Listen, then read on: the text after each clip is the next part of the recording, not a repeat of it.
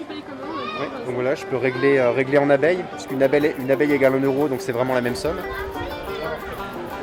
C'est de l'argent qui ne se promène pas sur des fonds de pension américains. Il faut non seulement relocaliser l'économie, mais il faut rapatrier cette valeur pour qu'elle reste sur le territoire. Moi, je crois que le prochain objet politique, c'est la monnaie.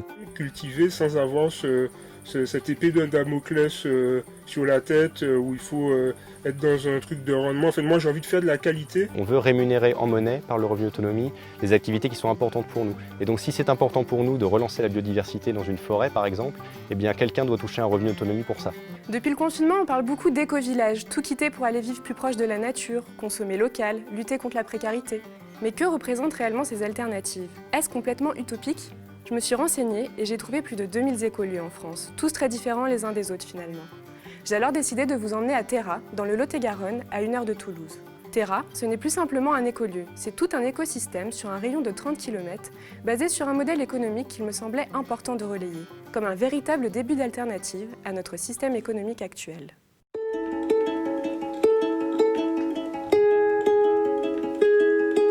Initialement créée en 2015 sous forme d'éco-hameau à la ferme de l'Artel, l'association Terra rassemble aujourd'hui une cinquantaine de personnes venues s'installer sur la commune de Tournon-d'Agenais principalement, et bientôt sur la commune de Trentelle.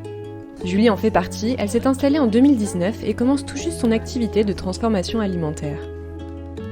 Alors là, l'idée, c'est de valoriser les produits qui ne sont pas mangés frais. Donc parfois, on a des grosses récoltes d'un coup et on ne peut pas écouler tout le stock. Donc j'ai construit un petit séchoir solaire qui permet de faire sécher les fruits et les légumes. Et voilà, et après, c'est vendu au sein de l'écosystème et pourquoi pas peut-être élargir après quand ça sera encore plus professionnel. Car le but ici à Terra, ce n'est pas simplement l'autonomie alimentaire, mais c'est de valoriser les échanges économiques et la création d'activités locales, respectueuses de l'homme et de l'environnement. Pour vraiment être un levier d'action de développement territorial, il faut être excédentaire, il faut qu'on ait du temps en excédent pour pouvoir se consacrer aux activités qu'on veut. Il faut qu'on ait une production excédentaire pour pouvoir la vendre à l'extérieur de notre écosystème et faire rentrer de l'argent frais. Et il nous faut un excédent de trésorerie qui nous sert de levier pour investir à notre tour dans des initiatives semblables. Parce que beaucoup d'écolieux se créent à partir d'une idée autour d'une école ou de l'autonomie en énergie ou de l'autonomie alimentaire. Nous, en fait, on a voulu créer d'abord un montage économique coopératif au sein duquel toutes les activités peuvent être créées ensuite. Et on s'est beaucoup inspiré en fait, des montages financiers faits par beaucoup de grands groupes à travers le monde finalement. Initialement créée grâce à des dons et des subventions européennes et régionales, aujourd'hui Terra n'a pas peur de parler d'excédent, d'argent frais, d'investir. Frédéric Bosquet, l'initiateur du projet, tient à expliquer l'importance de ne pas laisser ces notions de côté pour créer une alternative viable. Attention les amis, il ne suffit pas de relocaliser l'économie, ça ne marchera pas. Il faut non seulement relocaliser l'économie, mais il faut rapatrier cette valeur pour qu'elle reste sur le territoire. Et la seule façon d'aider votre producteur local, c'est de le payer en monnaie citoyenne locale. Pourquoi? Parce que quand vous payez en monnaie citoyenne locale, ce qui va se passer, c'est que vous allez faire retourner une autre mécanique qui n'alimente plus ces marchés financiers. Et vous allez restituer cette valeur à tous les acteurs qui sont dans cette deuxième mécanique. J'ai mon ami Patrick Viveray qui dit souvent on nous a volé nos mots. Et malheureusement, si on laisse ces mots finalement à ceux qui nous les ont volés, on ne pourra plus penser le monde. Donc des mots comme bénéfice, comme recettes, dépenses, emploi, ressources. Et moi je pense qu'aujourd'hui que les citoyens doivent se réapproprier ces mots et se réapproprier la finance pour la remettre au service de l'économie et l'économie au service de la vie. Et pour ça ils ont besoin de mieux comprendre en fait comment fonctionne une entreprise, comment fonctionne une banque, comment fonctionnent les marchés financiers, de telle façon à utiliser leur monnaie non pas seulement pour acheter des produits, mais utiliser leur monnaie comme un bulletin de vote. Et que si tous les citoyens utilisaient leur monnaie tous les jours pour voter, eh bien les changements iraient beaucoup plus vite que voter une fois tous les 6 ans. La clé de cette alternative, une monnaie citoyenne locale, l'abeille. Créée en 2010 par l'association Agir pour le vivant, Terra a décidé de l'utiliser et d'en faire le centre de son modèle économique. Son but, favoriser les échanges de produits locaux et respectueux de l'environnement, mais aussi ne pas dépendre des marchés financiers et se réapproprier le pouvoir monétaire. Lorsqu'on nantit des abeilles, qu'on les échange contre des euros, l'association est obligée de garder dans un compte spécial l'équivalent en euros de toutes les abeilles en circulation. C'est-à-dire que par exemple au Pays Basque, où la monnaie locale est très développée, il y a plus d'1 million de checos, puisque ça s'appelle le checo là-bas. Il y a plus d'1 million de checos qui circulent entre les mains de tout le monde, et ça veut dire que sur un compte spécial, il y a 1 million d'euros qui est bloqué, mais qui peut servir à de l'investissement en plus. En fait, l'argent existe à 2 endroits. Donc l'association qui gère le SCHO, et ici c'est l'association qui gère l'abeille, peuvent investir dans des banques éthiques et dans des projets respectueux de l'humain et de la nature. Et en même temps, sous la forme de la monnaie locale, la monnaie circule dans le territoire qu'on a envie de redynamiser. Enfin, ici en tout cas c'est une zone rurale, le peu de valeur économique qui est créé est en général très vite parti vers les grandes villes où se trouvent les sièges de multinationales ou de banques. Donc le peu de valeur économique qu'on crée est immédiatement évaporé, alors qu'avec la monnaie locale on résout ce problème.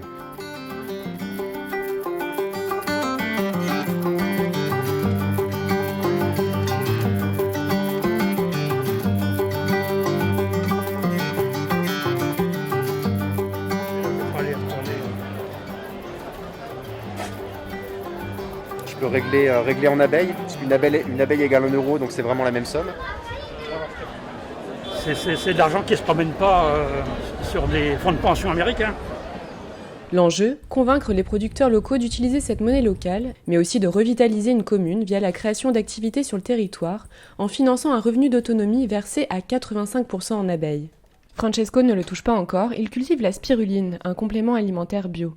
Mais la création de son activité participera à terme à financer ce système. Voilà. C'est un métier agricole. Les métiers agricoles aujourd'hui sont très mal payés. Les revenus standards, c'est à peu près dans les 500 euros, quoi. Donc c'est un peu difficile d'en vivre. Et du coup, personnellement, j'aurais bien aimé pouvoir faire ce que j'aime, cultiver sans avoir cette épée d'un Damoclès sur la tête où il faut être dans un truc de rendement. En fait, moi, j'ai envie de faire de la qualité plutôt que du rendement en fait. On en est au début, donc le but c'est que moi par la suite je reverse une partie de mon chiffre d'affaires à l'association pour pouvoir justement générer par la suite d'autres revenus, dont le mien, et que chaque porteur d'activité fera de même pour ensuite pouvoir alimenter un peu les revenus d'autonomie. On veut rémunérer en monnaie, par le revenu d'autonomie, les activités qui sont importantes pour nous. Et donc si c'est important pour nous de relancer la biodiversité dans une forêt par exemple, eh bien quelqu'un doit toucher un revenu d'autonomie pour ça. Et donc finalement ce qu'on veut c'est que des gens comme les maraîchers ou les infirmières dont l'utilité sociale est évidente ne soient plus au seuil de pauvreté, quoi. Et surtout qu'ils aient du temps libre, qu'ils puissent partir en vacances de temps en temps. Pour les maraîchers ce serait une nouveauté. Et finalement qu'on rémunère en monnaie, qu'on reconnaisse leur utilité sociale beaucoup plus que l'économie classique ne le fait. Un revenu versé à terme de manière inconditionnelle à tout le monde dès la naissance, qui rebat les cartes de la place du travail dans la vie de chacun. J'ai jamais vu aujourd'hui d'agriculteurs qui arrivent à bien gagner leur vie et qui ont du temps en plus derrière pour en profiter un peu. J'en connais pas. Et j'en commence à en connaître pas mal des agriculteurs autour. Moi je sais qu'on me donne un revenu d'autonomie là aujourd'hui. J'ai aucune obligation de me lever le matin pour bosser. Mais je viens, je fais de l'accueil des volontaires ici, je fais de la gestion intéra, je fais l'activité de maraîchage, je fais des abeilles, bientôt je vais recommencer les moutons parce que j'ai envie d'offrir au monde plein de choses, tu vois. Et voilà. Pour moi c'est ça le revenu d'autonomie. Ça me met moi en sécurité par contre. Ça veut dire que je peux du coup créer ce que je veux, comme je le veux, comme je l'entends, avec tous les gens qui vont être liés à ça, qui vont recevoir en fait. Et sans me dire, je peux le faire que 2 heures par semaine parce que tout le reste du temps, il faut que j'aille travailler à McDo pour gagner de l'argent parce que voilà. Un projet encore en expérimentation à Terra qui a versé ses 5 premiers revenus d'autonomie en 2018, notamment pour le maraîchage, la gestion et la construction de toilettes sèches. Olivier en a été l'un des premiers bénéficiaires, il en explique les limites. Le montant du revenu d'autonomie va être contre-garanti par la production locale. Et les personnes vont se responsabiliser naturellement quand ils vont voir leur revenu baisser, s'ils sont vraiment en conscience que leur revenu est directement lié à la production dans l'écosystème. Je pense qu'ils vont se responsabiliser. Je ne sais pas s'il peut fonctionner avec tout le monde, mais de toute façon, l'idée n'est pas de supprimer le système actuel et pour le remplacer par celui-là en disant le nôtre il est mieux. Non, l'idée c'est de construire un nouveau modèle de société, un nouveau système qui puisse convenir à ceux qui ne se sentent pas bien dans le modèle actuel.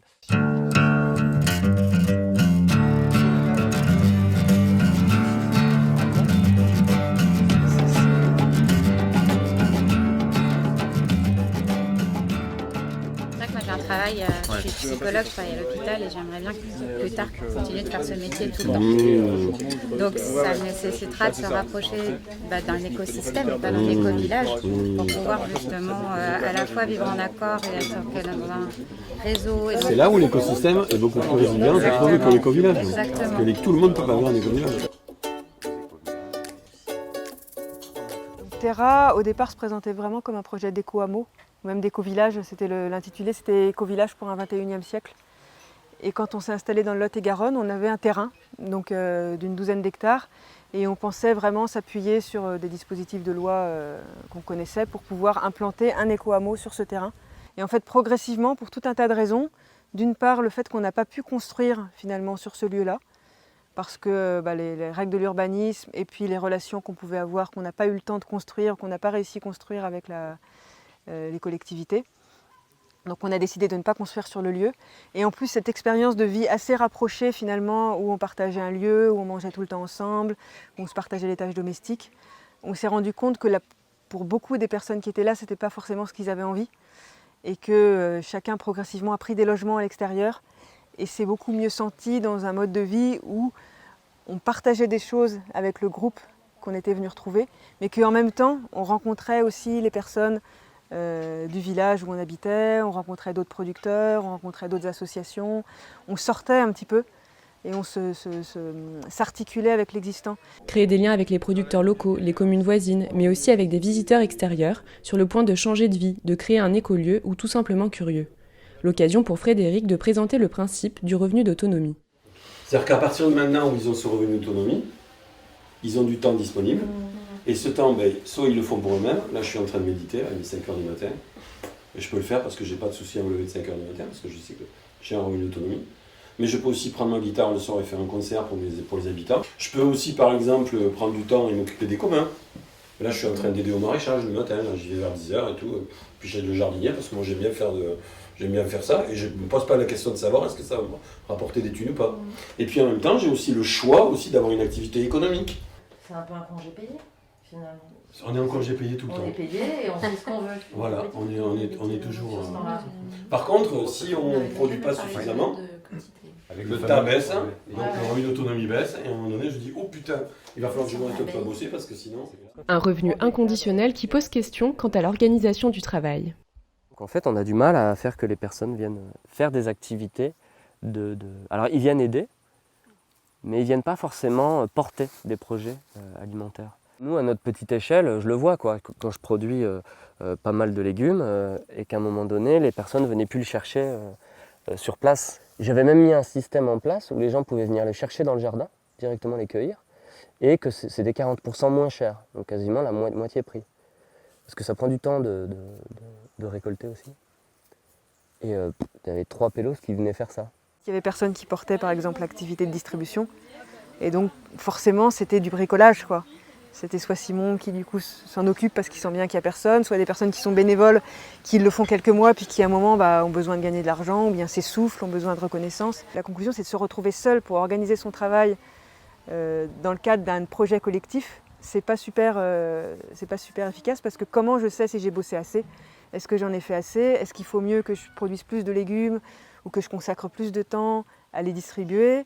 Est-ce que j'ai le droit à un moment de m'arrêter parce que là vraiment j'en peux plus, mais est-ce que ça va pas mettre d'autres personnes dans la merde? Et tous ces trucs-là, mon analyse c'est qu'on a manqué un peu d'un cadre organisationnel pour s'accompagner les uns les autres dans ce travail-là. Des réflexions encore en cours pour mieux organiser et répartir ces revenus d'autonomie, mais dont le principe attire de plus en plus Lauriane et Loïc. Ils ont quitté leur appartement à Chambéry et réfléchissent à venir emménager à Terra. On se rend compte de tout l'enjeu qui est en sous-jacent à tout ça, que tout est possible, mais que ça demande de l'investissement, du travail. Ça peut même être un peu effrayant tout ce travail, mais c'est là, c'est possible et ouais, ça donne envie d'agir. Pour moi, je me dis, ouais, adopter ce système de vie, réduire mon empreinte à l'échelle d'une planète, pour moi, ça va être compliqué, mais nos gamins, mais s'ils grandissent là-dedans, en fait, c'est juste normal pour eux, quoi. Et eux, ce sera pas un grand pas à franchir. Et moi, ouais, j'ai envie de le faire. Si c'est pas pour moi, enfin pour nous, au moins c'est pour nos gosses, quoi. À terme, c'est aussi tout un écoquartier qui sera construit sur la commune voisine, à Trentelles, pour mettre en application ce revenu d'autonomie pour les 30 futurs habitants. La mairie de Trentelles nous a contactés en disant qu'ils avaient un terrain à nous proposer qui convenait complètement au projet et qui allait permettre de se développer un endroit où le conseil municipal était bienveillant à son égard. Et en fait, le projet, à partir de là, est apparu à 2 endroits, s'est développé à ces 2 endroits. En plus de Tournon-d'Agenais, qui est le centre administratif, il y a la ferme à Masquières et le quartier rural qui va apparaître à Trentelles. Donc le terrain a été acheté en 2020 et c'est là qu'il y aura les habitations, un peu de maraîchage, la flotte de véhicules en partage, la centrale électrique en photovoltaïque. Un projet qui nécessite une dizaine de structures juridiques, dont la SCIC, une société coopérative d'intérêt collectif. Je ne sais pas si c'est de l'optimisme, mais en tout cas, j'ai l'impression que j'ai toujours envie de le faire, quoi. Je pense que c'est ça, parce que j'ai confiance que ça va faire quelque chose. J'ai envie de dire, oui, ça va être difficile, mais de toute façon, c'est difficile. Ce qui est difficile, c'est quand après, ça n'a pas de sens, par contre. Voilà. Et que ça ne fait pas santé. Mais la difficulté, elle sera toujours là. Il y aura toujours, ça veut dire, faire une tranchée avec une pelle, ça reste difficile. Mais si tu sais pourquoi tu le fais et le sens que ça a à la fin, ça, c'est nourrissant. Ne pas dépendre de productions faites à l'autre bout du monde, valoriser des activités qui ont du sens, reprendre le contrôle de la monnaie pour maintenir la richesse sur le territoire et distribuer cette richesse à tous via un revenu de base suffisant pour bien vivre, c'est le projet de Terra. Une expérience locale qui, en ces temps de remise en cause du système et de crise économique, pourrait inspirer des solutions pour répondre aux inégalités, aux problèmes environnementaux, au chômage, mais aussi donner une nouvelle conception du travail.